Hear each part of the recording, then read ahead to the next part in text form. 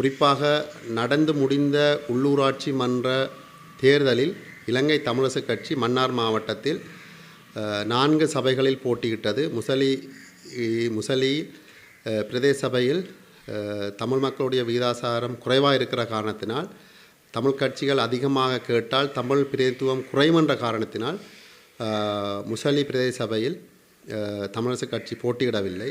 குறிப்பாக இலங்கை தமிழரசுக் கட்சி மன்னார் மாவட்ட கிளையினுடைய நோக்கம் தமிழ் கட்சிகள் அதிக ஆசனங்களை எடுக்க வேண்டும், அதன் மூலம் சபைகள் அமைக்க வேண்டும் என்ற நோக்கமாக நாங்கள் செயற்பட்டிருந்தோம்.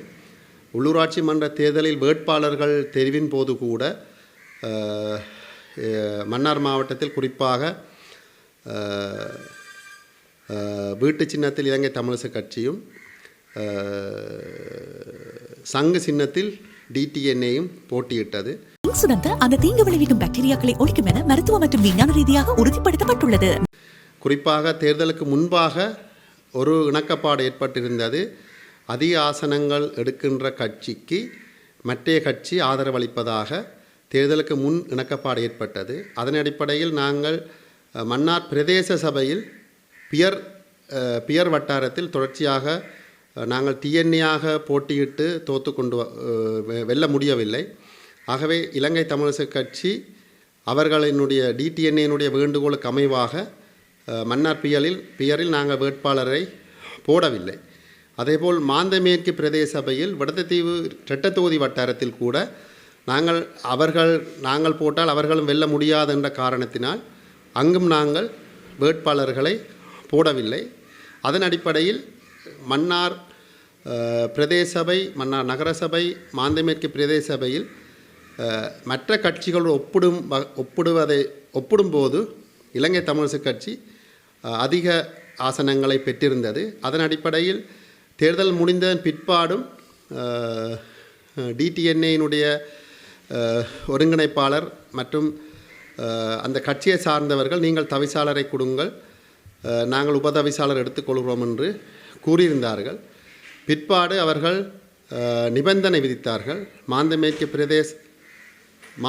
பிரதேச சபையினுடைய தவிசாளரை தங்களுடைய கட்சிக்கு தரும் பட்சத்தில் தாங்கள் மற்றைய சபைகளில் ஆதரவு அளிப்பதாக கூறியிருந்தார்கள். இதனுடைய தொடர்ச்சியாக 3 தடவைகளுக்கு மேல் பேச்சுவார்த்தை நடைபெற்று 3ஆம் கட்ட பேச்சுவார்த்தையில் மாந்தமேற்கு பிரதேச சபையை எங்களுடைய கோரிக்கை 2 வருடங்களாக, தமிழரசுக் கட்சி 2 வருடங்களாகவும் DTNA 2 வருடங்களாகவும் 2 பேருக்கும் இடையில் உடன்பாடு எட்டப்பட்டது. அதே நேரத்தில் மாந்தமேற்கில் தமிழரசுக் கட்சி அதிக ஆசனங்கள் இருக்கின்ற காரணத்தினால் நாங்கள் எங்களுக்கு முதல் 2 வருடங்களை தரும்படி கேட்டிருந்தோம். அவர்கள் யோசித்து விட்டு சொல்வதாக சென்றார்கள். இன்று வரையில் அவர்களிடம் பலமுறை தொடர்பு ஏற்படுத்தியும் அவர்கள் அதுக்குரிய பதிலையும் முடிவையோ இன்னும் சொல்லவில்லை. நாங்கள் 3 மன்னார் பிரதேச சபை, மன்னார் நகரசபை, மாந்தமேற்கு பிரதேச சபை ஆகிய 3 சபைகளிலும் நாங்கள் தமிழரசுக் கட்சி சார்பாக தவிசாளரை முன்மொழிய இருக்கின்றோம். அதே நேரத்தில் நானாட்டான் பிரதேச சபை தொடர்பாக கட்சிகளுக்கு ஏற்பட இருக்கின்ற இணக்கப்பாடுகள் அல்லது அது இணக்கப்பாடுகள் பிற்பாடு தான் அதற்குரிய முடிவுகள் எட்டப்படும். ஆகவே இந்த நேரத்தில் நான் மன்னார் மாவட்டத்தில் போட்டியிட்ட அனைத்து அரசியல் கட்சிகளுக்கும் அதே நேரத்தில் மக்களுக்கும்